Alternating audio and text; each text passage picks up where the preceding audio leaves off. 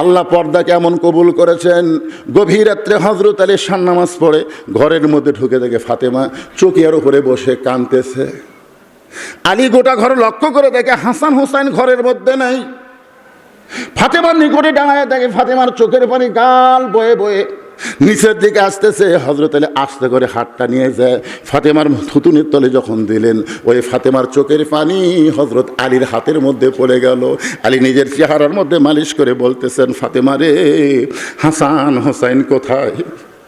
ও ফাতেমা, তুমি একা একা বসে বসে কাঁদতেছো, হাসান হোসেন কোন জায়গায়?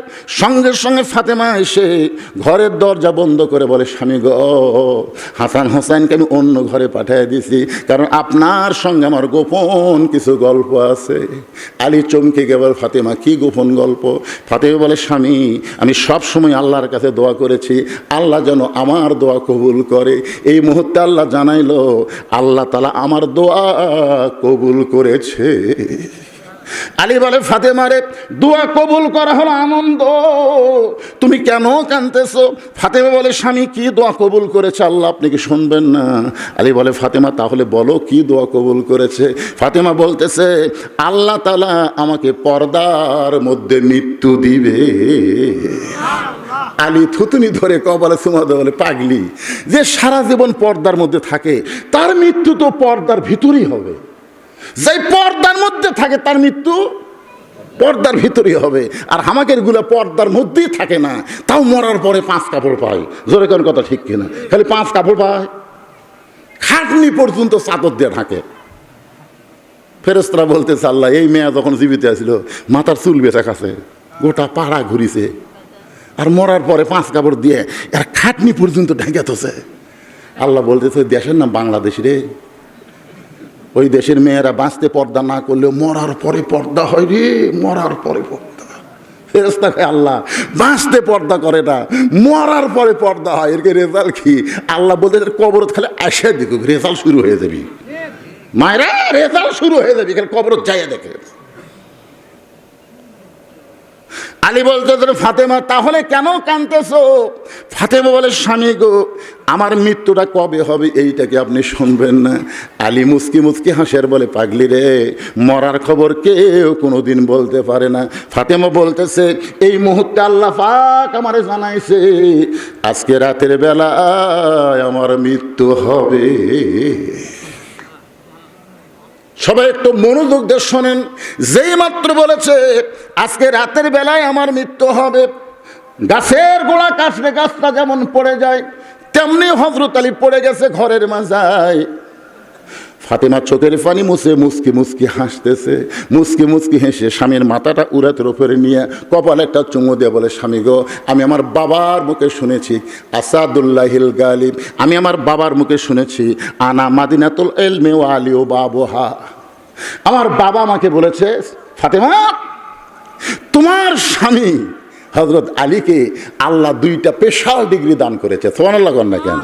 কারণ আল্লাহ রাসূল মদিনায় যাওয়ার পরে যখন মদিনার রাষ্ট্রনায়ক ছিলেন, ওই সময় রাসূল কিন্তু হযরত আলীকে শিক্ষামন্ত্রীর দায়িত্ব দিয়েছিলেন। হযরত আলী কি মন্ত্রী? আর আবু বকর ছিলেন ধর্মমন্ত্রী, আর ওমর ফারুক ছিলেন আইনমন্ত্রী, আর ওসমান গনি ছিলেন অর্থমন্ত্রী। আমি আপাতত 4টা মন্ত্রীর নাম করলাম। ধর্মমন্ত্রীর নাম কি? মুখস্থ না কি আছে? এটা বাংলাদেশের ধর্মমন্ত্রী। আল্লাহ রাসূল যখন মদিনার রাষ্ট্রনায়ক, নবী খালি নবী ছিলেন না পাগলা, হিজরত করার পরে মদিনার রাষ্ট্রনায়ক হয়েছিলেন। আমরা রাজনীতির কথা বললি কই হুজুর হুজুর খালি এটা বেটাটাই। আর আমি তো পাইসা হুজুর রে, বড় হুজুর, জীবনে 27টা যুদ্ধের সেনাপতিত্ব করেছেন বাতিলের বিরুদ্ধে। আল্লাহ নবী মাথার পাগড়ি খুলে হেলমেট পরেছে। ধরে তো কথা কন না কেন? নবী আমার 27টা যুদ্ধের সেনাপতিত্ব করেছেন। তখন ধর্মমন্ত্রী আবু বকর, আইনমন্ত্রী হলেন হযরত ওমর। আইনমন্ত্রী আমাকে আইনই কয় না, আইনমন্ত্রী যাই আছে আইনের কথাই কয় না, যা কয় সালাউদ্দিন। ওই স্বরাষ্ট্রমন্ত্রী হয়ে সব একলাই কয়। আপনারা বলেন তো, অর্থমন্ত্রী যিনি তার নাম কি? ওসমান গনি। দরকার তার নাম কি? আর শিক্ষামন্ত্রী হলেন হযরত আলী। হযরত আলীর মতন মহামানব যখন শিক্ষামন্ত্রী হবি, তখন আগডম বাগডম ঘোড়াডম সাথে ঢাকঢোলক ঝাঁঝর বাজে, এই মিথ্যা শিক্ষা মুসলমানের বাংলাদেশে চলবি না। আপনার কোন তো এই যে আপনার বেটা পড়তেছে, আপনার বেটা ব্যাগ নিয়ে প্রাইমারি যাচ্ছে, আমার ছেলে প্রাইমারি পড়ে, কি বেড়া আইরাইটি না এ ভরা দিয়ে না লেগেল বল মাসে, তাই না দেখে ভোদর নাচে, ভালোই পড়তেছে। ক্লাস 2 এর ছাত্র খাড়া হয়ে পেশাব করে। আমার গ্রামে একটা দিকে পেশাব দিয়ে 40 লিখছে। এই রে শয়তান হসে ভাই, এই সিধার করা মাল তো কি হবি। ওই পেশাব করতেছে, যন্ত্র ধরে আগে 4 লিখে পরে 0 দিছে। আমি মাথার হাত দিয়ে করলাম, আল্লাহ এটা কোন যুগ রে। যেই বলছে এই মারছে দৌড়, আমি দৌড়ে গিয়ে সামনে দাঁড়ায় বললাম, কে রে কোন ক্লাসে পড়িস? তুই পড়িস চাষা। তো দাঁড়ায় পেশাব করলি, পেশাব দিয়ে 40 লিখলি, কেমনে পেশাব করা লাগে তোর স্যার তোকে শিখাইনি, বসে থাকে পেশাব করি পাগলা। স্যার যে কথা, প্রাইমারি পেশাবখানা যায় দিকে আমার স্যারই খারাপ হয়ে পেশাব, আর স্যারই বলে খারাপ হয়ে আমারে, তুই বসবি? আপনি মুসলমান, আপনার মাসুম বাচ্চাকে আপনি কি শিক্ষা দেওয়ার জন্য পাঠাচ্ছেন? এখানে এরকম একটা মাদ্রাসা থাকতে, সে মাদ্রাসা ওভারটেক করে আপনার ছেলে টুটু কোম্পানির ম্যানেজার হচ্ছে, করে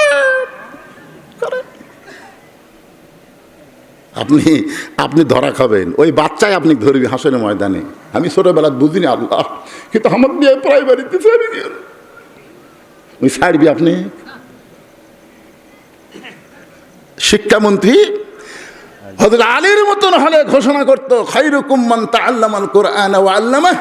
ওই ব্যক্তি হলো পৃথিবীর সবচাইতে জ্ঞানী এবং সম্মানী, যে কোরআন শিখেছে এবং অপরকে কোরআনের শিক্ষা দেয়। আপনার কি বিরক্ত হচ্ছেন ভাইজান? 12টার মধ্যেই শেষ করে দিচ্ছি। তো হুহা করেন না কেন? হুহা করেন না কেন?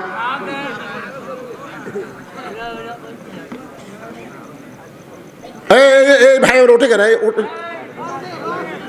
ও আমাকে আরো দেখার জন্য সাইজ আছে। ঠিক আছে, ঠিক আছে, একটু মনোযোগ দিয়ে শোনেন। ফাতেমা মুচকি মুচকি হাসতেছে, যার কথা শুনে স্বামী কাঁদতে কাঁদতে পড়ে গেছে। সেই ফাতেমা মুচকি মুচকি হেসে স্বামীর মাথায় হাত দিয়ে বলতেছে, আমার বাবার মুখে আমি শুনেছি আপনি হলেন পৃথিবীর সবচাইতে বড় জ্ঞানী। আমার বাবা বলেছে আসাদুল্লাহিল গালিব, আপনি হলেন পৃথিবীর সবচাইতে বড় বীর। তাহলে বড় বীর, বড় জ্ঞানী ব্যক্তি হয়ে বইয়ের মৃত্যুর খবর শুনে এভাবে পড়বে কেন? আপনি কি জানেন না এই দুনিয়া থাকার জায়গা না, এখানে আসলে যাইতে হবে। আল্লাযী খালাকাল মাউতা ওয়াল হায়াতা। আল্লাহ কেন বললেন আগে মৃত্যু তারপর হায়াত? এখানে যারা আমরা বসে আছি সবাই আমরা এক বাক্যে বলবো, এই দুনিয়া থাকার জায়গা না, এখানে আসলে। এই যারা বলতেছেন না তারা কি যাবেন না? বাড়ি যাওয়ার কথা বলতেছি আমি যেই বলবো এখানে আসলে আপনারা সবাই এ জাত সাকারাতুল মাউতু হক্কুন, এর চাইতে সত্যি কথা নাই, যাওয়া লাগবে। এই জন্য এই সত্যি কথা কোরআনের সাথে আপনারা একমত না দ্বিমত? তাহলে আমি যেই বলবো আসলে, আপনার সকলে বলবেন যাইতে হবে। আসলে আল্লাহ বলেছেন আসো, ওয়ালা তামুতুন্না ইল্লা ওয়া আনতুম মুসলিমুন। তোমরা আসো, তবে মুসলমান না হয়ে মৃত্যুবরণ করো না। মুসলমান হয়ে যদি মরতে পারো, তোমাদের কবর কবর হবে না, তোমাদের কবর হবে জান্নাতের দরজা। ওগো স্বামী, আমি দুনিয়া থেকে যাওয়ার পরে আমার 3টা চাওয়া আপনার পুরা করা লাগবে। এইভাবে দুর্বল হয়ে যদি আপনি পড়ে যান, তাহলে আমার চাওয়া পুরা করবেন কেমনি? 1 নম্বর চাওয়া হলো রাতের অন্ধকারই আমাকে দাফন করা লাগবে। আমার মা বোনদের জন্য বলতেছি, মা একটু মনোযোগ দিয়ে শুনবেন। সারা জীবন পর্দা করলাম, দিনের বেলায় আমাকে কবর দেবেন, আমার পর্দার খিলাফ হবে। এই জন্য আমার 1 নম্বর চাওয়া হলো রাতের অন্ধকারেই আমাকে দাফন করা লাগবে। আমার 2 নম্বর চাওয়া হলো আমার কোনো জানাজার ব্যবস্থা ব্যবস্থা করা লাগবে না, কারণ মেয়ে মানুষের জানাজার কোনো দরকার নেই। মেয়ে মানুষটা হলো স্বামীর যদি মনোরঞ্জন করে যেতে পারে, আল্লাহ তাআলা তার জন্য 8টা জান্নাতের দরজা খুলে দিবে। ধরে কোন সুবহানাল্লাহ। আমার 3 নম্বর চাওয়া হলো, আমার লাশটা খাটনিতে তুলবেন না, আপনি শুধু কান্দে করে নিয়ে ওই জান্নাতুল বাগানের পূর্ব কোণায় সবুজ রঙের একটা বাতি জ্বলবে, ওই বাতি বরাবর আমাকে দাফন করবেন। আমার কবর খুঁড়তে যদি আপনার কষ্ট হয়, আপনার একান্ত বন্ধু যদি কেউ থাকে দুনিয়ায়, তার একটু বলবেন সে যেন কবরটা খনন করে দেয়। আমরা সকলেই জানি, এই জানা কথাটা লম্বা করতে চাই না। নবীর সাহাবী আবু যর গিফারের কাছে হযরত আলী গভীর রাত্রে জানলায় গিয়া কাঁদতেছে। আবু যর গিফার বলে, আলী রে, আমার জানলায় কান্দার কারণ কি? বলে, আমার বউ ফাতেমা রাতের বেলায় মৃত্যুবরণ করবে, এই রাতের বেলায় তাকে দাফন করা লাগবে, যা একটা কবর কর ওই জান্নাতুল বাকির পূর্ব কোণায়। আবু যর গিফারি গিয়ে দেখতেছে একটা বাতি জ্বলে, যেই বাতির কোনো তার নাই, যেই বাতির কোনো সুইচ নাই, বিনা তার বিনা সুইচে আমার আল্লাহ তাআলা অটোমেটিক জ্বালায়া দিছে। ওই আলোর চেহারাটা 4 কোণার মতন পড়ে গেছে।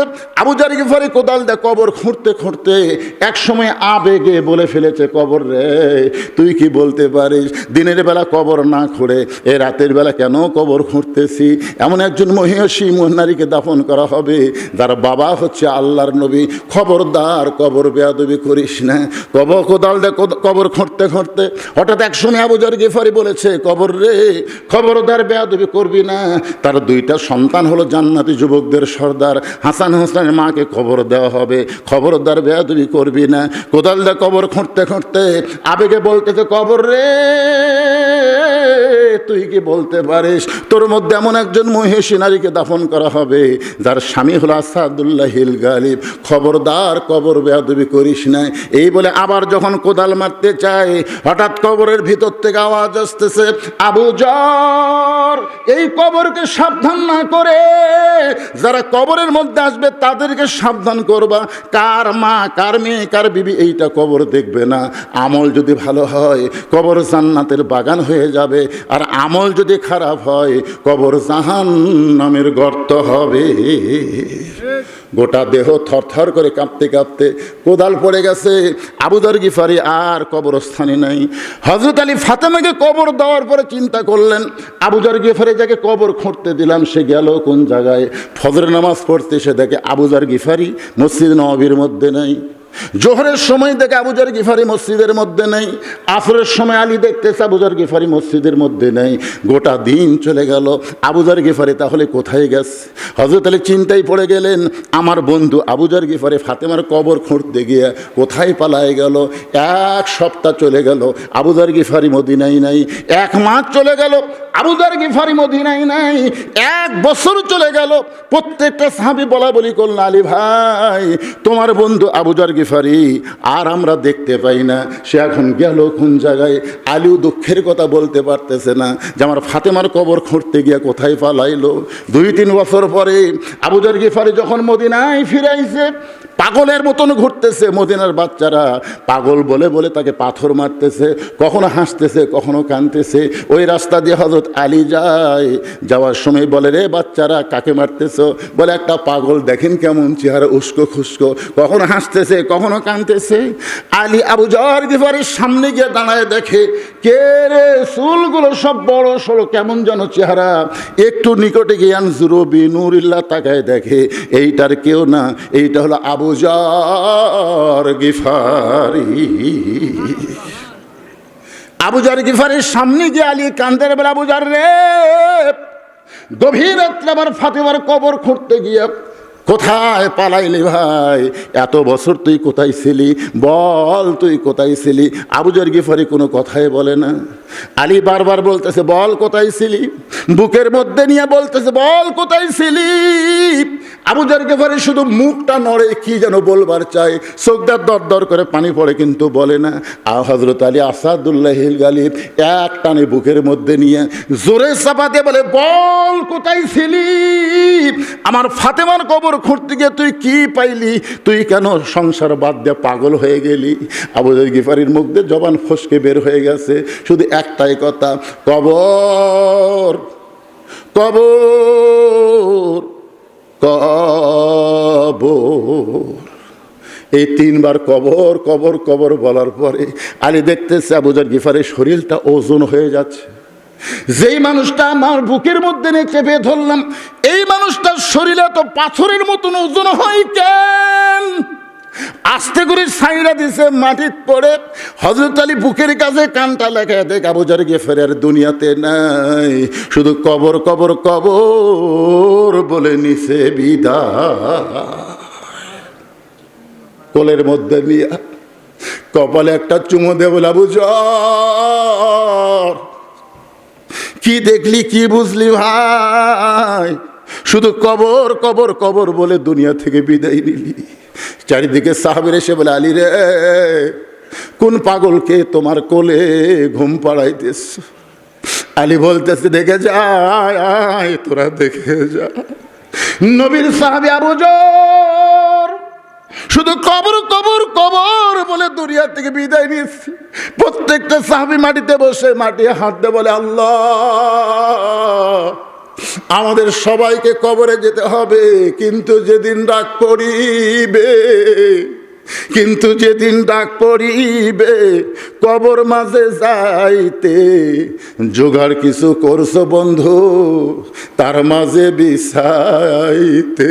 সবাই বলেন কিন্তু যেদিন ডাক পড়িবে কবর মাঝে যাইতে, জোগাড় কিছু করছো বন্ধু তার মাঝে বিছাইতে। ডানে কবর বামে কবর, সবাই চোখ বন্ধ করে একটু খেয়াল করেন। ডানে কবর বামে কবর, নিচে কবর আছে যে, উপর দিকে চাইয়া দেখো বাঁশের ছাউনি দিছে কে। এমন আযাব দিবে রে ভাই, এমন আযাব দিবে। আর আগেই যদি তাকে সালাম দাও, অন্তত সালাম হচ্ছে পৃথিবীর সবচাইতে বড় দোয়া। এমনকি জীবিত মানুষ ছাড়াও কবরের পার্শ্ব দিয়ে যদি তোমরা যাও, মৃত ব্যক্তিদেরকেও তোমরা সালাম দাও। কি কন? মরার মানুষকে সালাম দেওয়ার কথা আছে না নাই?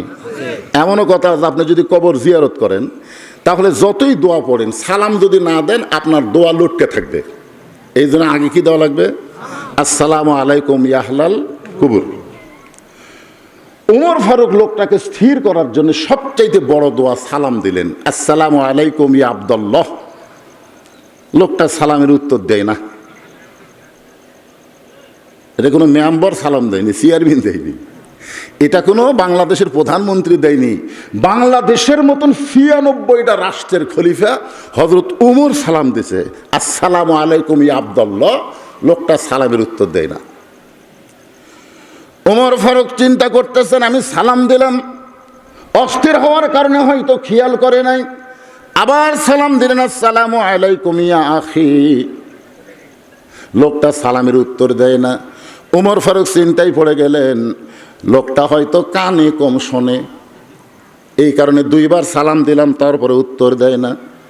গভীর একটা হাতের মধ্যে একটা আলো ছিল, ওই আলোটা উপরের দিকে উঠায় হযরত ওমর হাতটা ইশারা করে লোকটাকে বলতেছে আসসালামু, শুধুমাত্র বলেছে আসসালামু ওয়ালাইকুম, এখনো বলতে পারে নাই। আসসালামু আলাইকুম বলার আগেই লোকটা বলতেছে এই মিয়া খালি বারবার সালাম দাও মিয়া।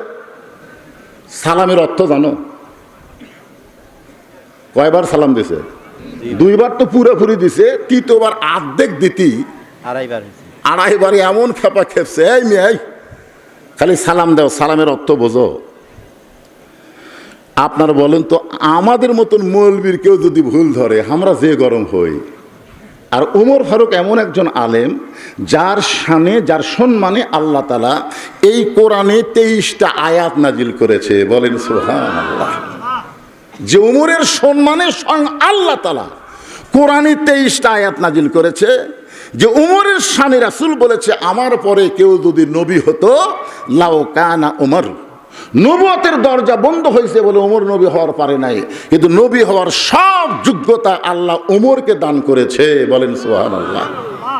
আর সেই ওমরকে কি বলতেছে এই মিয়াই খালি সালাম দাও, সালামের অর্থ বোঝো। ওমর ফারুক কাছে গিয়ে বললেন ভাই আসলে আমার মতন বোকা কেউ নেই, আমি তোমার কাছে সালামের অর্থটা একটু শুনবার চাই। লোকটা বলতেছে পথিক আমরা ভাগ্য গুণে এমন একজন খলিফা পাইছি যে হযরত ওমর খলিফা হওয়ার পরে এমন একটা রাষ্ট্র গঠন করেছে, দিনোজারাতোতা। ওই লোকটা কার সামনে এই কথা বলতেছে? ওমরের সামনে বলতেছে, আমরা ভাগ্যগুণে এমন একজন ওমর পাইছি যে ওমর কোরআন দিয়ে রাষ্ট্র চালানোর কারণে আমাদের দিনোজারাতোতাই। আমি আমার গর্ভবতী বউকে নিয়ে অমুক এলাকা থেকে এই গভীর রাত্রে আমি যাচ্ছিলাম অমুক এলাকায়, কিন্তু এই মাঝ রাস্তায় এসে আমার বউটার এত প্রসব ব্যথা বেড়ে গেছে, এমন প্রসব ব্যথা বেড়ে গেছে, আমি তাঁবু টাঙ্গাইয়া তাঁবুর ভিতর আমার বউটাকে রেখে আমি বাহিরে অস্থির হয়ে ঘুরতেছি। এই বিপদে আমার করার কিছুই নাই, কারণ আমি একজন পুরুষ মানুষ। আমি আমার বউয়ের কি করব? আমি অস্থির হয়ে যখন ঘুরতেছি আর তুমি খালি সমানে সালাম মারতেছ। আমি যখন অস্থির তুমি তখন আমার সালাম দাও, তুমি আমাকে রহমতের দোয়া করো। আমার ভিতরে আগুন জ্বলতেছে আর তুমি কও আল্লাহ রহমত বর্ষিত হোক, শান্তি বর্ষিত। জানো ওই তাঁবুর ভিতরে খবর জানো? আমি মরদ মানুষ বাইরে ঘুরি আর তুমি খালি সমানে সালাম দাও। ওমর ফারুক বললেন, ভাই আসলে মেয়ে মানুষ গর্ভবতী প্রসব ব্যথায় যদি আক্রান্ত হয় তাহলে মরদ মানুষের করার কিছুই নেই, কিন্তু বর্তমানে আছে। আমাকে মেয়েগুলো এতই অধৈর্য হচ্ছে, এখন স্বামীগুলো মরদ ডাক্তারের কাছে নিয়ে গেছে, মরদ ডাক্তার লাইড়িয়ে সাইড়িয়ে সিজার করে দিচ্ছে, লাইড়িয়ে সাইড়িয়ে। আর ওই সিজার করার বাচ্চারা বের হচ্ছে, এরা মোবাইল ছাড়া এরকে কান্না থামতেছে না, এরা মোবাইল ছাড়া ভাতও খাচ্ছে না। জোরে কোন কথা ঠিক করে, একটা সিজার করা বাচ্চা স্থির না। ছোটবেলায় আমরা গান শুনতাম, আমি বহুদিন ওয়াজে গান গাইছি, মেয়ে মানুষেরা কানছেও আমার গান শুনে। কি বলবো প্রসবের কথা, মা বিনে সেই ব্যথা কেউ তো বুঝিবে না। মাজন ঠেকিয়া সন্তানের দায়, অকালে মা মারা যায়, কেন সে মায়ের ভক্তি করো না। এমন দরদি ভবে কেউ হবে না আমার মা, মা গো। ওমর ফারুক বললেন, ভাইজান তুমি অস্থির হয়ে না, টেনশন করো না। ইন্নাল্লাহা মা'আস সাবিরিন, ধৈর্যশীলদের সঙ্গে কে থাকে? তুমি একটু ধৈর্য ধরো ভাই। আমার বাড়িতে ভালো একটা ধাত্রী আছে, সুবহানাল্লাহ বলে। যে লোকটা 3 বার সালাম দিছে, সালামের উত্তর দেয়নি, যে ব্যবহার করছে, আমাদের মতন লোক হলে ওর কান সারা সাইজ করতো।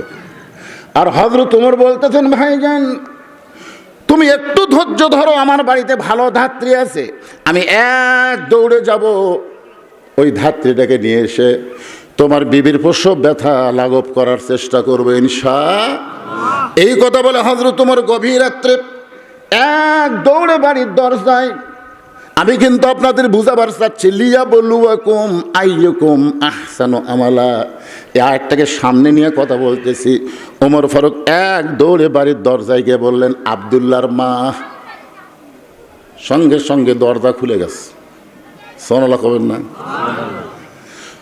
গভীর রাত্রে হযরত ওমর শুধু বলছে আব্দুল্লাহর মা, সঙ্গে সঙ্গে দরজা খুলে গেছে। ওমর ফারুক বলে, বিবি আমি না হয় খলিফার দায়িত্ব পায়া মানুষের দুঃখ কষ্ট নিজের চোখে দেখতেছি, ঘুমকে হারাম করে দিছি, তোমাকে ডাক দাও মাত্রই তুমি দরজা খুলে দিলে, তুমিও কি ঘুমাও না? ওর ঘর করে বউ বলে, স্বামী গো, যেদিন থেকে আপনি মানুষের দুঃখ কষ্ট নিজের চোখে দেখে বেড়ান, সেদিন থেকে রাত্রেবেলা আমি ঘুমাই না, সারা রাত দরজায় দাঁড়িয়ে আপনার নিরাপত্তার জন্য আল্লাহর কাছে দোয়া করি। ওমর ফারুক এক টানে বউকে বুকের মধ্যে নিয়ে কপালে একটা চুমা দিয়ে বলতেছে, তোমার মতন বউ যে ঘরে থাকবে সেই নেতা কোনোদিন খারাপ হওয়ার সুযোগ পাবে না। এখান থেকে বোঝা গেল, বাংলাদেশে আমরা যদি নেতা ভালো চাই, নেতার বউ ভালো হওয়া দরকার। ধরে কারণ কথা ঠিক না? আপনাদের পার্শ্ববর্তী একটা থানা আছে, নাম হলো সিংড়া, পার্শ্ববর্তী না? সিংড়া, সিংড়া। ওই উপজেলার একজন ছেলে ছিল, নাম হলো পলক। ফান্দে পড়িয়া পলক কান্দে রে। বইয়ের বুদ্ধি শুনে হায় হায়, বউ এখন কেনাডাত মজা মারতিছে, আর পলক এখন ওর 1000 কোটি টাকা মারা লাগবে কি? চিন্তা করে দেখেন, বউগুলা যদি ভালো হয়, পুরুষ মানুষ ভালো হতে বাধ্য, ভালো হতে বাধ্য। আজকে প্রত্যেকটা ঘরে ঘরে ভালো বউয়ের দরকার আছে না নাই? জোরে কোন আছে না নাই?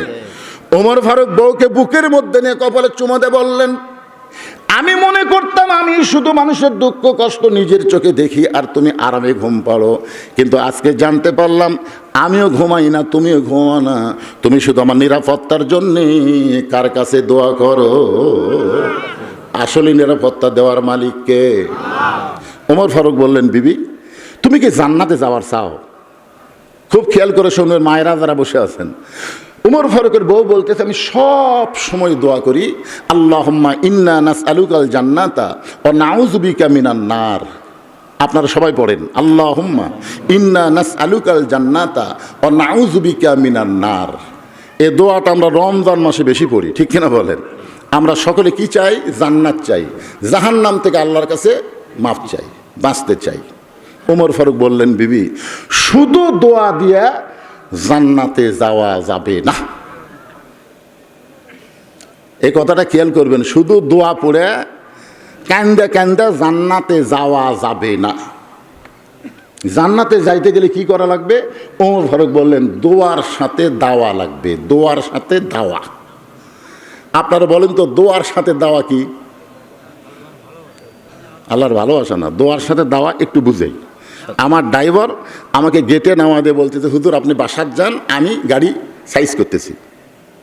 আমি খালি গেট খুলে যাই বাসার দিকে যাবার চাচ্ছি, গেটের পাশেই আমার একটা আমের গাছের তলে 4টা কুত্তা ঘুম পাড়তেছিল। ওই গেটের ক্যাকু শব্দ শুনে 4 কুত্তা চেতন পায় খাও খাও করে আমাকে ধরলো। আসলে কুত্তা কিন্তু মুয়াজ্জিন আর হুজুর এই দুটো দেখতে পারতেছে না। আমার এলাকার মুয়াজ্জিন কয়, হুজুর ফজর আজান শুরু করলে কুত্তা গেলে কুত্তা আছে খালি শুরু করে দেয়। 4 কুত্তা যখন ঘাউ ঘাউ করে আমাকে ধরলো, বিশ্বাস করেন আমি দোয়া ইউনুস থেকে শুরু করে যত দোয়া আছে সব দোয়া পড়ি, কুত্তা আমাকে ছাড়ে না। শেষ পর্যন্ত আয়াতুল কুরসি পর্যন্ত বললাম, তাও কুত্তা মনে হয় আমার দুব্বা ছিঁড়ে ফেলে দেবে। এমন সময় কোরআনে একটা আয়াত আছে, ইন্নাহুম ইয়াকিদুনা কাইদা ওয়া আকিদু কাইদা। এই আয়াতটা যেই পড়ছি, এক কুত্তা এসে জুব্বা দিল কামড়। জুব্বা আমার লেয়াল পা তেলতাল হওয়াতে কামড়টা আমার গাওত লাগলো না। আমি কইলাম, আল্লাহ এত দোয়া পড়ি তাও কুত্তা লড়ে না। তখন আমার ইমান বলতে, তো হুজুর খালি দোয়া দিয়া কুত্তা সরবি না, তো একটা লাঠি থাকা দরকার ছিল। লাঠির নাম হলো দাওয়া। একটা কুত্তার পাছাত মারলে বাকি 3টে এমনি দৌড় মারতে ধরে। কার কথা ঠিক কিনা? বর্তমানে যেইভাবে আমাদের বাংলাদেশ চলতেছে, এইভাবে বাংলাদেশকে যদি আপনার মেনে নেন সেটা ভিন্ন কথা। আর যদি সুন্দর পরিবেশ চান, শুধু দোয়া দেওয়া হবে না, দোয়ার সঙ্গে দাওয়াও লাগবে। ধরে কোন কথা ঠিক কিনা? এই 2টা হাত শুধু দোয়ার জন্য না, এই 2টা হাত কিন্তু অন্যায় দমনের জন্য লাঠি ধরারও হাত।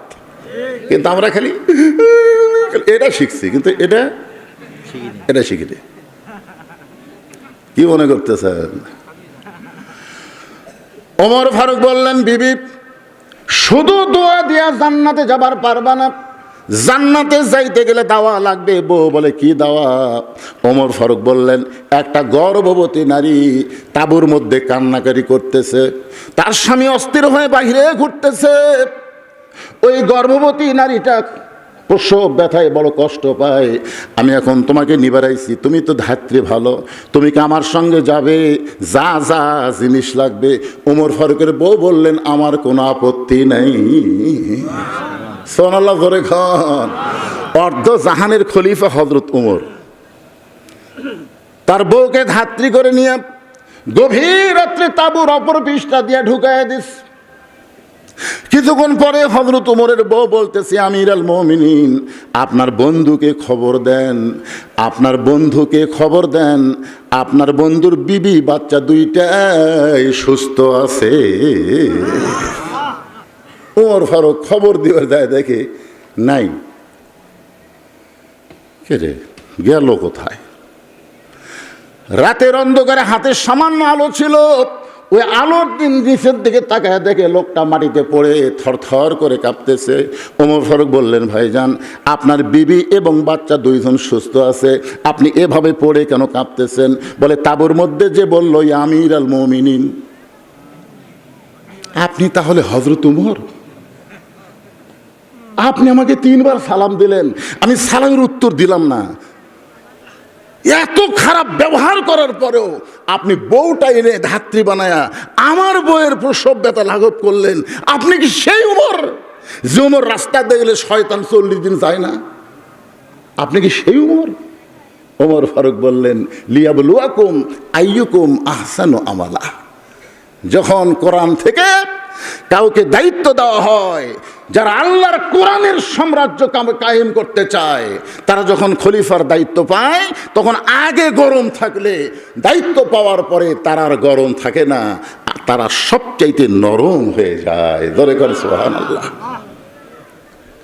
একটু মনোযোগ দিয়ে শুনবেন। আল্লাহ বললেন, খলাকাল মাউতা ওয়াল হায়াতা, মৃত্যু এবং হায়াতকে আমি সৃষ্টি করেছি লিয়াবলুয়াকুম, তোমাদের পরীক্ষার জন্যে। এখানে যত মানুষ আমরা বসে আছি ভাই, আল্লাহ কিন্তু এখানে বলতে পারতেন খলাকাল হায়াতা ওয়াল মাউতা। আল্লাহ বলতে পারতেন আগে হায়াত তারপরে মৃত্যু, কিন্তু আল্লাহ বললেন খলাকাল মাউতা ওয়াল হায়াতা। খুব খেয়াল করবেন, আগে আল্লাহ মৃত্যুর কথা বললেন, তারপরে হায়াতের কথা বললেন। কারণ কি বলেন? কি কারণ? আল্লাহ কি ভুল কথা? তা আমাদের কাছে তো আগে জীবন তারপরে মরণ, কিন্তু আল্লাহর কাছে আগে মরা তারপরে বাঁচা। এখানে আগে খলাকাল মাউতা বলে আল্লাহ আমাদের বুঝাইলেন মৃত্যু আমাদের অতি নিকটে। আপনারা বলেন তা মৃত্যু আমাদের কত নিকটে? এখান থেকে বাড়ি যাবার পারবেন, এই মাহফিল থেকে বাড়ি যাবার পারবেন, আপনার বাড়ি সবচাইতে কাছে। একটু দাঁড়ায় বলেন, হুজুর আমার বাড়ি সবচাইতে নিকটে, আমি বাড়িতে যাবার পারবই। একটা লোক দাঁড়ায় বলেন। তো এই সামান্য কথা যদি আপনি বলবার না পারেন যে আমার বাড়ি সবচাইতে নিকট, আমি বাড়িতে যাবার পারবই, এই কথা যদি বলবার না পারেন, তাহলে এত মোশান মারতেছেন কেন? মোশান বোঝেন? খলিফা হারুন রশিদের দরবারে একটা পাগল এসে কখনো কান্দে কখনো হাসে, কখনো কান্দে কখনো হাসে। পাগলের নাম হলো বাহলুল পাগল। উজির নাজির মন্ত্রীরা বিরক্ত হয়ে খলিফা হারুনকে বিচার দিছে, আমিরুল মুমিনিন খলিফাতুল মুসলিমিন, এরকম পাগল ছাগল যদি রাজদরবারে আসে, রাজদরবারের সৌন্দর্য নষ্ট হয়ে যাবে। যেরকম রুমিন ফারহানা বিচার দিছে আমির হামজার বিরুদ্ধে। জোরে কোন কথা ঠিক কিনা? কয়েকদিন আগে আপনার সংসদে দেখেননি, রুমিন ফারহানা আমির হামজার বিরুদ্ধে বিচার দিল। আমির হামজা নাকি কইছে পেট বড়। আরে পেট বড় কার কথা কইছে? কি ভালো করে শোনেইনি, ভালো করে শোনেইনি। আসলে শোনা লাগবে তো। এখন তো আমি যে ওয়াজগুলো করতেছি, এই ওয়াজগুলো যদি আপনার ভুল ব্যাখ্যা করেন হবে না তো। এখানে সব কিছু কথা বলে রেকর্ড হচ্ছে না, ভিডিও হচ্ছে কি হচ্ছে না, এমনকি লাইভ চলতেছে, লাইভ। শুধু আপনারা না, আপনাকে এই গ্রামের একজন ফ্রান্সে আছে সেও দেখতেছে। যেখানেই বাংলাদেশের মুসলমান বধূদের ওয়াজ শুরু হলেই তারা প্রতিদিন রাস্তার পরে তারা লাইভে চলে আসে শোনার জন্য। তার মানে শুধু আপনারা সংস্কার এই বড় সাঁওতাল লোকেরা শুনতেছেন না, আরো লক্ষ লক্ষ বাংলাদেশি পৃথিবীর প্রান্ত থেকে আমার কথাগুলো শুনতেছে। তাহলে আমির হামজা কি বলছে এটা অবশ্যই রেকর্ড আছে, যেরকম আছে না নাই? বলতেছে এখন নাকি সংসদ আফগানিস্তান হয়ে গেছে। সংসদে দেখলে দেখা যায় টুপিওয়ালা পাগড়িওয়ালা। এই কয়েকদিন আগে এক পাগড়িওয়ালা হানজালা নামাজ পড়ব মসজিদে যাচ্ছে সংসদ সদস্য, কে যেন বলতেছে ওই যে জঙ্গি এমপি যায়। কি 90% মুসলমানের দেশে টুপি পাগড়ি মাথায় দিলে তোমরা তাদেরকে জঙ্গি বলবে? আমার নবীর সুন্নত হলো টুপি পাগড়ি। জোরে কথা কন না কেন? নবীর সুন্নত হলো দাড়ি। আজ টুপিওয়ালা বেড়ে গেছে, বামপন্থীরা তারা আজকে অস্থির হয়ে গেছে। এই মিডিয়া দখল করে আছে বামপন্থী শালারা। মেম্বারও দাঁড়ালে ভোট পাবি না। জোরে কোন কথা ঠিক কিনা? একটা মেম্বার হওয়ার ভোট গোটা বাংলাদেশিদের নাই। মিডিয়ার মাধ্যমে যা তাই বলতেছে। আমির হামজা পাগল, উনি বুঝাইছে আমি যেখানে বসি আমার দুই পাশে দুইজন ভড়িওয়ালা এমনভাবে বসে থাকে, আমার সামনে রবিন ফারহানা আর পটলের মেয়ে বসে থাকে সামনেই। ওরা যদি আমার দিকে তাকায়, ওই দুইটা ভড়িওয়ালার দিকে তাকালে ওরা লজ্জা পাবে যে আমরা মেয়ে মানুষ, বাচ্চা হইলে ভুঁড়ি আমাকে বড় হয়, আর বাচ্চা ছাড়াই এদের ভুঁড়ি এত বড়। মরদ মানুষের ভুঁড়ি বড় হওয়া লক্ষণ ভালো? এ ওয়াজটা আমি করেছিলাম 2007 সালে। দুই নেতা কোলাকুলি করবার গেছে, বুকের সাথে বুক থাকে না, পেটের সাথে পেট থাকে। আসলে কোলাকুলির সময় কি ঠেকান লাগবে? কাঁধের সাথে কাঁধ মিলান লাগবে। কিন্তু এত বড় পেট, বুঝলেন, এই পেটের সাথে পেট থাকে। আমার ওয়াজের মধ্যে আছে, মনে হয় নেতার পেটে 10 মাসের বাচ্চা আছে। ধরে কোনো কথা দেখেরা, তাহলে ওই কেসে আমির হামজাক না ধরে তাকে আমার ধরা দরকার। 90% মুসলমানের দেশে এমন কথা বলতেছে, টুপিওয়ালা দাড়িওয়ালারা এখন সংসদে গেছে, না জানি সংসদ ওয়াজের মঞ্চ বানায়। উজির নাদির মন্ত্রী বিরক্ত হয়ে বলতেছে, এই পাগল কখনো হাসে কখনো কান্দে, রাজদরবারের সৌন্দর্য নষ্ট হয়ে গেছে, এই পাগলকে রাজদরবার থেকে বের করে দেন। খলিফা হারুন চিন্তায় পড়ে গেলেন, পাগলকে রাজদরবার থেকে কেমনে বের করে দিবে? আল্লাহ কোরআনে বলেছেন, উদউ ইলা সাবিলি রাব্বিকা বিল হিকমাহ। খলিফা হারুন বাহলুল পাগলকে ডাক দিলেন, ভাই ভাই আসো, আমার কাছে আসো। পাগলকে যখন কেউ সুন্দর ব্যবহার করে তখন কিন্তু আর পাগলামি থাকে না। বিশ্বাস করেন, আপনাদের গ্রামে যদি পাগল আছে সবাই ঢাল বাতি তো করতেছে, তো পাগলামি বাড়বি ওর। আর আপনি যদি সুন্দর করে ডাক দেন, ভাই, দেখবেন ওই আর পাগলামি করবি না। বাহলুল পাগল খলিফা হারুনের কাছে এসে বলতেছে, জাহাপনা আমাকে ডাকলেন, বলে ভাইজান আমার একটা কাজ আছে, এই কাজটা আপনি করে দিবেন। পাগল বলে, আমার দ্বারা আপনি কি কাজ করে নেবেন? বলে, আমার এই লাঠিটা নাও, এই লাঠিটা নিয়ে তোমার দায়িত্ব হলো, তোমার চাইতে বোকা মানুষ যদি পাও তাহলে লাঠিটা তারে দিয়ে দিও। এই কাজটা আমি তোমাকে দিয়ে দিলাম। বাহলুল পাগল লাঠি নিয়ে বের হয়ে গেল। খলিফা হারুন বললেন, তোমরা টেনশন করো না, এই পাগলা আর কোনোদিন আসবে না।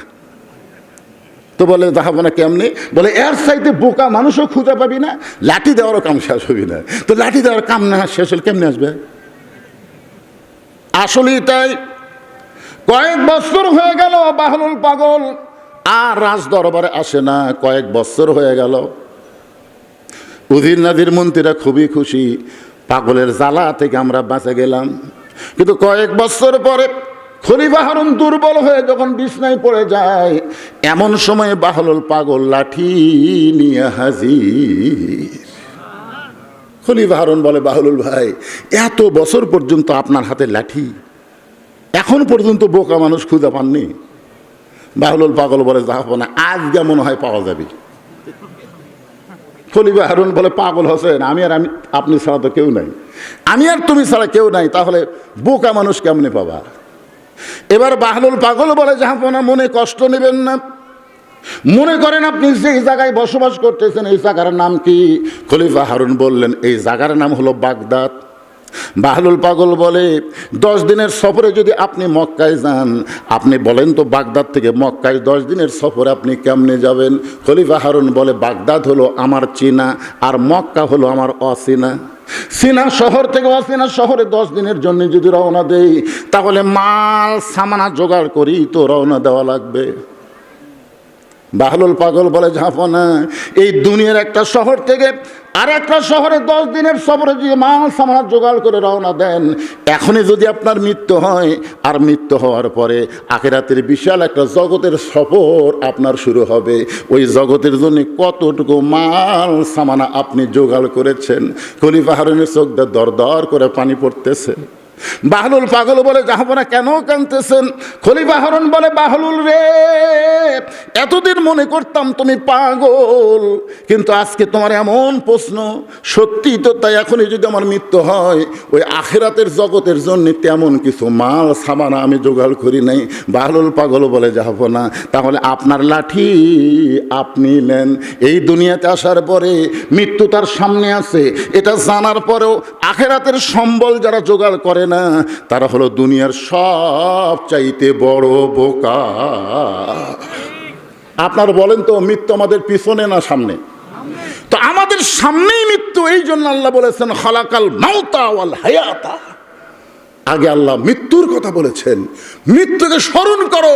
ফজরের নামাজ পড়ার পরে জোহর পড়তে পারবে কিনা এই গ্যারান্টি তোমার জীবনে নাই। জোরে কোন কথা ঠিক কিনা? আপনি জোহর পড়েন, আসর পর্যন্ত বাঁচবেন, তার কোনো গ্যারান্টি নাই। মনে করতে হবে, এই নামাজ আমার জীবনের শেষ নামাজ। এই নামাজ যদি আমার জীবনের শেষ নামাজ হয়, তাহলে আপনি এত ঘড়ি দেখেন কেন? আপনি মসজিদের মধ্যে 5 মিনিট আগে যায় 10 বার ঘড়ি দেখলেন কেন? কি আপনি সময়ের খুবই গুরুত্ব দেন, তাই না? আপনি সময়ের খুবই গুরুত্ব। নিজের ঘড়ি দেখে হচ্ছে না, পরের দেখা ভাই 12টা কত তুই করছে ভাই এখনো 2 মিনিট আছে রে, আজ ঘড়ি লড়তিছে না, আজ ঘড়ি লড়তিছে। নামাজ শেষ করে বড় সাঁতার চাষতলে যায়, ঘন্টার পর ঘন্টা আড্ডা মারতেছে, একবারও ঘড়ি দেখতেছে না, একবারও দেখতেছে না। আপনি জানেন এই নামাজ আপনার শেষ নামাজ হতে পারে। তো শেষ নামাজ যদি বিশ্বাস করেন তাহলে কিভাবে নামাজ আদায় করা লাগবে প্রত্যেকটা নামাজিকে চিন্তা করার দরকার আছে না নাই? জোরে করা আছে না নাই? আল্লাহ কেন বললেন কদ আফলাহা মান তাযাক্কা ওয়া যাকারা ইসমা রাব্বিহি ফাসাল্লা? আগেই নামাজ না, নামাজ পড়ার আগে তুমি তোমার অন্তরকে পবিত্র করো। মসজিদে ঢোকার সাথে সাথে তোমার মসজিদ যেন আল্লাহর ঘর কাবা পর্যন্ত তোমারে পৌঁছায় দেয়, আল্লাহর কাবা যেন তোমাকে বাইতুল মামুরের ভিতর দিয়া আল্লাহর আরশ পর্যন্ত তোমারে পৌঁছায় দিয়া আসসালাতু মিরাজুল মুমিনিন, নামাজ যেন তোমার জীবনে মেরাজ হয়ে যায়। ইমাম গাজ্জালি বলেছেন কোন নামাজি ব্যক্তি মারা গেলে ওই ব্যক্তির কোনো টেনশন নাই, কারণ কবরে যাওয়ার পরই তো মুনকির নাকির আসবে। কি প্রশ্ন করবে? কয়তলা বাড়ি থিয়াচ্ছেন, কয়তলা, খালি বারবার কি দেখতেছেন ভাই? 6 তলার ভিত দিছি হুজুর, 4 তলা হসে, রড বার করে হুজুর দোয়া করবেন হুজুর, আর 2টা তালা যান বানাবার পারি হুজুর, আর 2টা তালা হলে আমার আর কোনো টেনশন নাই। কান্দের ফেরেশতা আল্লাহ, এর কান্দর থেকে আমরা কি লেখবো, এর কান্দর থেকে কি লাগবো? যার জন্য বাজেট হচ্ছে 9 তলা আর তাই দেখে 6 তলা। আপনার বলেন তো আমাদের বাজেট কি 6 তলা না 9 তলা? তো 9 তলার জন্য কি চিন্তা করতেছেন? হ্যাঁ, কষ্ট দিচ্ছেন মনে। খলাকাল মাউতা ওয়াল হায়াতা লিয়াবলুয়াকুম আইয়ুকুম আহসানু আমালা। একটু মনোযোগ দিয়ে শুনতে হবে, যে কোনো মুহূর্তে আমাদের মৃত্যু হবে, যে কোনো মুহূর্তে। এখন ইমাম গাজ্জালি রহমতুল্লাহ আলাইহি বলেন নামাজ নিয়ে তুমি যদি কবরে যাওয়ার পারো, ফজরের নামাজ পড়ে গেছো, জোহরের আগে তোমার মৃত্যু হলো, আবার জোহর পড়েছো আসরের আগে তোমার মৃত্যু হয়ে গেল, আবার আসরের নামাজ পড়েছো মাগরিবের আগে তোমার মৃত্যু হয়ে গেল। কবরে রাখার পরে সর্বপ্রথম 2টা ফেরেশতা কবরে আসবে, তার নাম হলো মুনকির নাকির। কবরে এসে জিজ্ঞাসা করবে মান রব্বুকা, রুহের জগতে জিজ্ঞাসা করেছে আল্লাহ, জোরে কোন কে? আলাস্তু বিরব্বিকুম, আমি কি তোমাদের রব নই? আবার একই প্রশ্ন মুনকির নাকিরের মাধ্যমে আল্লাহ বলাতে মান রব্বুকা, তোমার রবকে? আপনার ক লাগবে? আপনার নামাজ, আপনার নামাজ দাঁড়িয়ে যাবে। নামাজ দাঁড়িয়ে বলে এই মুনকির নাকির, কাকে প্রশ্ন করতেছ? তো বলতেছে যাই শুয়ে আছে। নামাজ বলতেছে কেবল দুনিয়ার কষ্টের জীবন লাঘব করে, আর দুনিয়াও সিজনুল মুমিনিন, মুমিনদের জন্য দুনিয়া হলো জেলখানা। এই জেলখানার থেকে এসে কেবল কবরে আরামের একটু ঘুম দিছে, আর তোরা এসে কি শুরু করলি? তো কাছে না আল্লাহ পাঠিয়ে দিতে আমার ঘর, মান রব্বুকা, রবকে? তা আমি কি? তোকে আমরা তো জানি না। কেন বললাম ওই ব্যক্তির নামাজ, যেই ব্যক্তি ঘুম পাড়তেছে ওই ব্যক্তির আমি নামাজ। আমি তোমাদের কাছে জানতে চাই এই ব্যক্তি সারা জীবন কত ওয়াক্ত নামাজ পড়ছে, হিসাব দাও।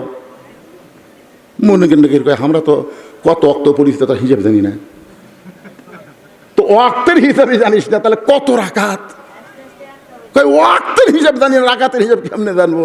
আরে পাগলা, এই লোকটাই, যে লোকটা শুয়ে আছে এই লোকটা মসজিদের মধ্যে ঢুকেই নামাজের নিয়ত করে এরকম হাত বান্ধেই বলতো আলহামদুলিল্লাহি রব্বিল আলামিন। এই লোকটাই রে পাগলা, এই লোকটাই রুকুতে যায় বলতো সুবহান রব্বিয়াল আযীম, এই লোকটাই সেজদায় যায় বলতো সুবহান রব্বিয়াল আলা। তাহলে দুনিয়াতে এতবারে রব রব রব রব কইয়া আবার রব, এতবার রব রব কইয়া আসে আবার রব। মুরগির নাকির কা আল্লাহ তোমার বান্দাকে মান রব্বুকা প্রশ্ন করার কারণে নামাজ যে খেপা খেপছে, আল্লাহ বলে যে নামাজ নে কবরে আছে, এর শুধু রব না সব উত্তর হয়ে গেছে। জোরে কর সুবহানাল্লাহ। যুবকেরা, ও সোনার চান যুবকেরা, বুড়া বয়সে হজ করলে চলবি? আবার কয় না, জীবনে একবার হজ করা, বুড়া বয়সে।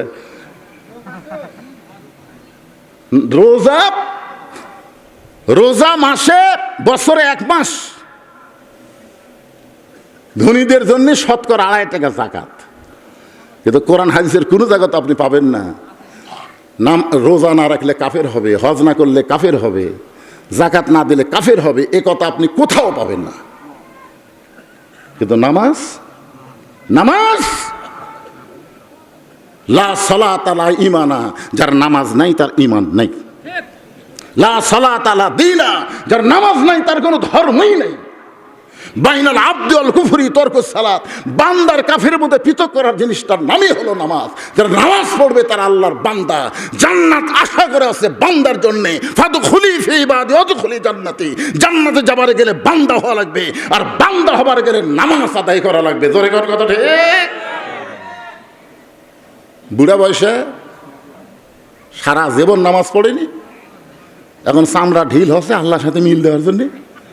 মসজিদে যায় দেখা ঠিক মতো খাড়া হওয়ার পারে না, রুকু সেজদাও করতে পারে না।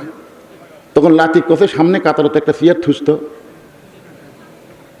আমি বসে থেকে নামাজ পড়বো।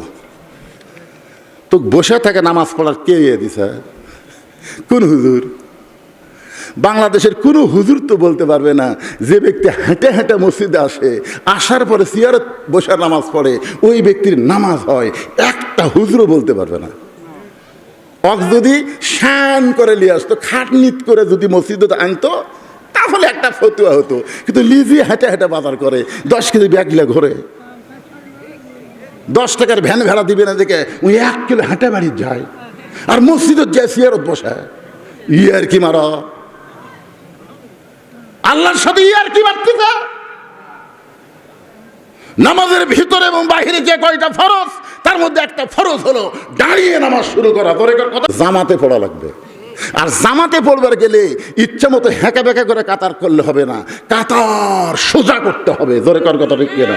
তাহলে কাতার সোজা করে যদি নামাজ পড়তে চান, পায়ের গোড়ালির সঙ্গে গোড়ালি মিল করা লাগবে। এখন যেই কাতারে চেয়ার থাকবে ওই কাতারে 27 গুণ হবে না। আপনি যদি বলেন আমি 1 গুণ নিব, তো চেয়ার থাক। আর যদি বলেন 27 গুণ নিব, তো চেয়ার আস্তে করে দ্বিতীয় কাতার দেওয়া লাগবে। দ্বিতীয় কাতারের লোকেরা যদি বলে আমরাও 27 গুণ নেব, তাহলে চেয়ার তৃতীয় কাতার যাবি। তৃতীয় কাতার লোকেরা যদি বলে আমরাও 27 গুণ নেব, চেয়ার চতুর্থ কাতার যাবি। চতুর্থ কাতারের লোকেরা যদি বলে আমরাও 27 গুণ, চেয়ার আস্তে আস্তে বারান্দাত এতিমের মতন পড়ে থাকবে। মসজিদের মধ্যে কোনো চেয়ারের জায়গা হবে না। কথা বলেন না কেন? লিয়াবলুয়াকুম, তোমাদের পরীক্ষা করা হবে। আইয়ুকুম আহসানু আমালা, সুন্দর আমলের পরীক্ষা। সুন্দর আমলের পরীক্ষা হলো মসজিদের মধ্যে কোনো চেয়ার চলবে না। এখন হয়তো আপনার বলবেন হুজুর আমি অসুস্থ মানুষ, অ্যাক্সিডেন্ট করে আমার হাত পাও সোজা হয় না, আমি কি করব? লা ইকাল্লিফুল্লাহু নাফসান ইল্লা উসাহা। আল্লাহ কোরআনে বলেছেন তোমার কষ্ট হবে, এমন কিছু আমি আল্লাহ তোমাকে সাফাই দেই নাই। তুমি সুস্থ থাকলে জামাত, আর সুস্থ না থাকলে জামাত পড়া লাগবে না। সবার জন্যে জামাতে নামাজ পড়া ওয়াজিব না। আমার কথা কি বুঝলেন? কারণ যে ব্যক্তি 60 বছর পর্যন্ত চাকরি করে, 70 বছর পর্যন্ত তার টেনশন করা লাগবে না। 60 বছর হয়ে গেলেই সরকার তাকে পেনশন দিয়ে দিবে। কেন পেনশন দেবে? তুমি যৌবন আমারে দিলা, বুড়া বয়সে তুমি চোখে দেখো না ঠিক মতো, কলম হাত পা এরকম থরথর করে কাঁপে। তুমি কোনো চিন্তা করো না, তুমি যৌবন সরকারের দেওয়ার কারণে সরকার তোমাকে মরা পর্যন্ত পেনশন ও বেতন দেবে। যে ব্যক্তি যৌবনে আল্লাহর 5 ওয়াক্ত নামাজ জামাত আদায় করবে, বুড়া বয়সে ঠিক মতো যদি নামাজ পড়বার নাও পারে, আল্লাহ যৌবনের সব পেনশনে তাকে দান করে দিবে। এই জন্য নামাজ 7 বছর থেকে তালিম দেওয়া লাগবে। কয় বছর? আর 10 বছর থেকে জোর করে নামাজ ধরা লাগবে। আপনার ছেলের হাতে এরকম মোবাইল আছে না নাই? কথা বলেন, আছে না নাই? আপনি বলেন তো, আপনার ছেলের হাতে এইরকম মোবাইল দিয়ে আপনার ছেলে ভালো থাকবে গ্যারান্টি আছে? আছে, গ্যারান্টি আছে। ইন্না সালাতা তানহা আনিল ফাহশাই ওয়াল মুনকার, একমাত্র নামাজই পারে মানুষকে যাবতীয় ফাহিশা এবং খারাপি কাজ থেকে বাঁচাই দিতে। আপনি যদি আপনার ছেলেকে যেভাবেই হোক 5 ওয়াক্ত নামাজ ধরাতে পারেন, আপনার ছেলের হাতে মোবাইল থাকতে পারে, ওই ছেলে কোনোদিন অশ্লীল ভিডিও দেখবে না। কারণ দেখবার গেলেই ওর ঈমান বলবে কেউ না দেখলো আল্লাহ দেখতেছে। জোরে বলেন কথা ঠিক কিনা? আপনার মেয়েকে যদি আপনি ভালো করতে চান তাহলে আপনার মেয়েকে 5 ওয়াক্ত নামাজ ধরান। আপনার মেয়ে যখন 5 ওয়াক্ত নামাজ পড়বে ওই মেয়েটাকে আর পর্দার কথা বলা লাগবে না। ওই মেয়েটা জানে নামাজ যখন পড়ে তখন মেয়েরা কেমন ঢাকা পড়ে। আপনারা বলেন তো, মেয়েরা যখন নামাজ পড়ে তখন মাথার চুল বার করে নামাজ পড়ে? ওই ঘরের মধ্যে কেউ নাই। মেয়ে যেখানে নামাজ পড়তে ঘরের মধ্যে কেউ আসে? তারপরে মাথা ঢাকে, খালি মাথায় ঢাকে, এমনভাবে ঘুমটা দেয়। কেমন কেউ নেই, তুমি এমনভাবে মাথা ঢাকছো কেন? আমি নামাজ পড়তেছি। কারণ কোনো মেয়ে যখন 5 ওয়াক্ত নামাজ পড়বে ওই নামাজের মাধ্যমেই বুঝতে পারবে পর্দা কারে কয়। আমার কথা কি বুঝতে পারলেন? আমার মায়েরা যারা আওয়াজ শুনতেছেন, মা যতই আমল করেন পর্দা যদি না থাকে কোনো আমলও আল্লাহর দরবারে কবুল হবে না। রাসূল বলেছেন, ফাতেমা, আল্লাহ তাআলা তোমাকে একটা ডিগ্রি দিয়েছে, সাইদাতুন নিসাই আহলেল জান্নাহ ফাতেমাতুজ জোহরা। ফাতেমা বললেন, বাবা এত বড় ডিগ্রি আল্লাহ আমাকে কেন দিল? আল্লাহ রাসূল বললেন, শুধুমাত্র পর্দার কারণে। সুবহানাল্লাহ বলেন। ফাতেমা বলতেছে, বাবা আমি নামাজ পড়ি, আমি রোজা করি, আমি কোরআন তেলাওয়াত করি, আমি আল্লাহর জিকির করি। রাসূল বলে, ফাতেমা রে, মেয়েদের জন্য সবচাইতে বড় আমল হলো পর্দা। আর এই পর্দা থাকার কারণে আল্লাহ তোমাকে খাতুনে জান্নাত ডিগ্রি দিয়েছে।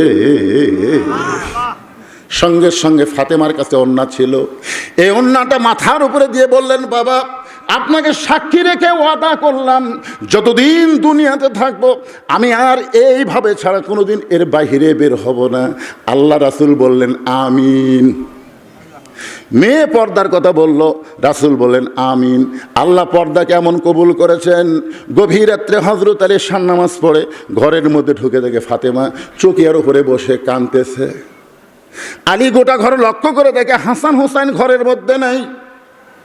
ফাতেমার নিকটে দাঁড়ায় দেখে ফাতেমার চোখের পানি গাল বয়ে বয়ে নিচের দিকে আসতেছে। হযরত আলী আস্তে করে হাতটা নিয়ে যায় ফাতেমার থুতুনির তলে যখন দিলেন, ওই ফাতেমার চোখের পানি হযরত আলীর হাতের মধ্যে পড়ে গেল। আলী নিজের চেহারার মধ্যে মালিশ করে বলতেছেন, ফাতেমা রে, হাসান হোসেন কোথায়? ও ফাতেমা, তুমি একা একা বসে বসে কাঁদতেছো, হাসান হোসেন কোন জায়গায়? সঙ্গে সঙ্গে ফাতেমা এসে ঘরের দরজা বন্ধ করে বলে, স্বামী গো, হাসান হোসেনকে আমি অন্য ঘরে পাঠিয়ে দিছি, কারণ আপনার সঙ্গে আমার গোপন কিছু গল্প আছে।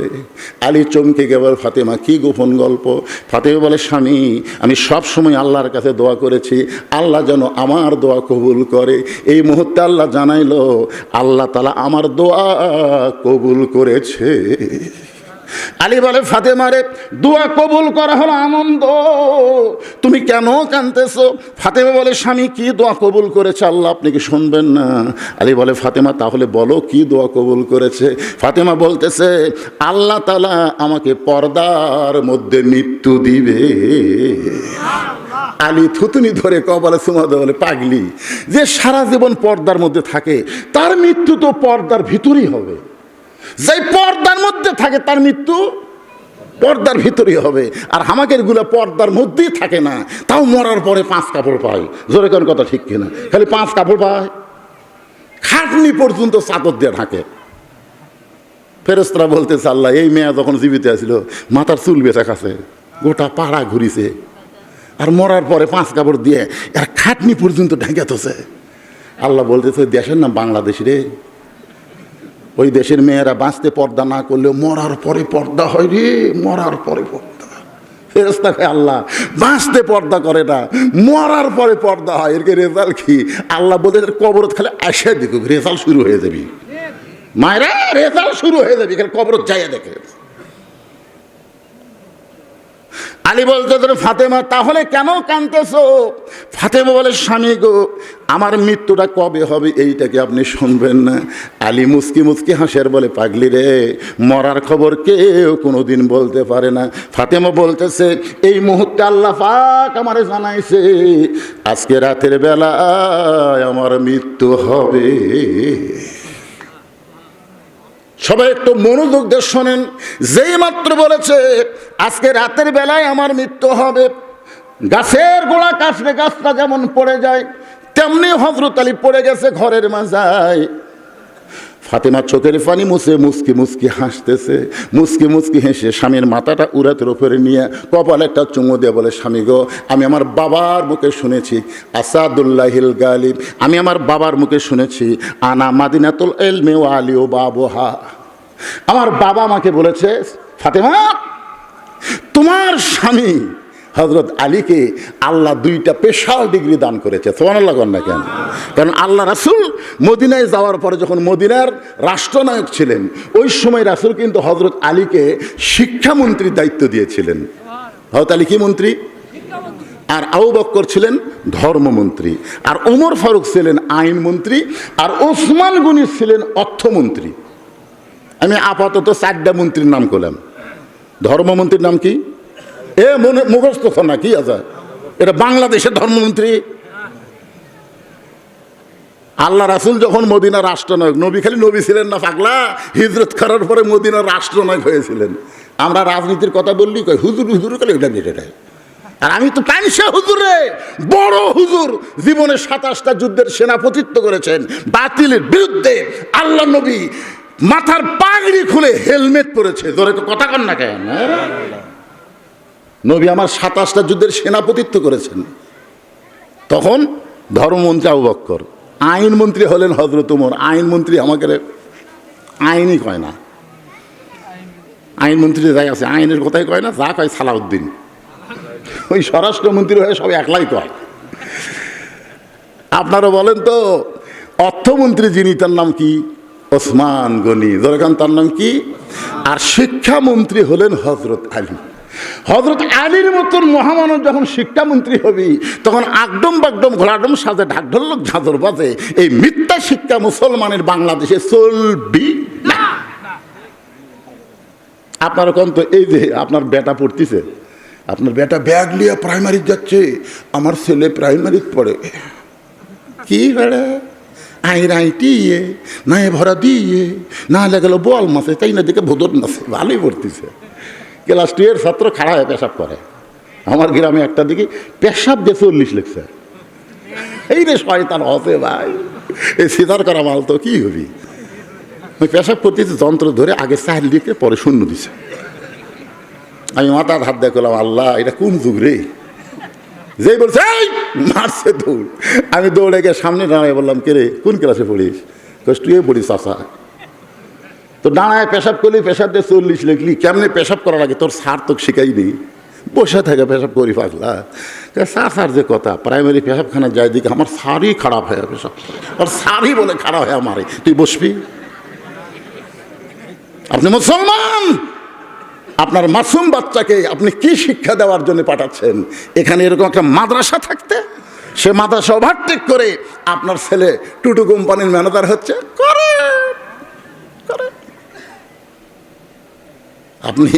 আপনি ধরা খাবেন। ওই বাচ্চাই আপনি ধরবি হাসনের ময়দানে।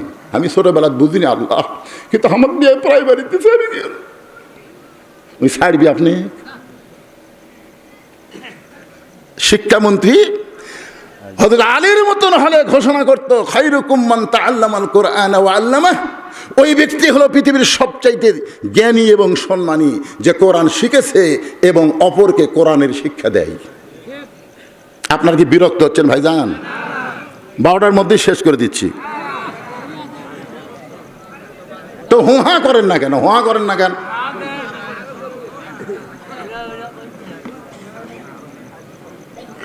এই ভাই ওর ওঠে কেন? ও আমাকে আরো দেখার জন্য সাইজ আছে। ঠিক আছে, ঠিক আছে, একটু মনোযোগ দিয়ে শোনেন। ফাতেমা মুচকি মুচকি হাসতেছে, যার কথা শুনে স্বামী কাঁদতে কাঁদতে পড়ে গেছে। সেই ফাতেমা মুচকি মুচকি হেসে স্বামীর মাথায় হাত দিয়ে বলতেছে, আমার বাবার মুখে আমি শুনেছি আপনি হলেন পৃথিবীর সবচাইতে বড় জ্ঞানী। আমার বাবা বলেছে আসাদুল্লাহিল গালিব, আপনি হলেন পৃথিবীর সবচাইতে বড় বীর।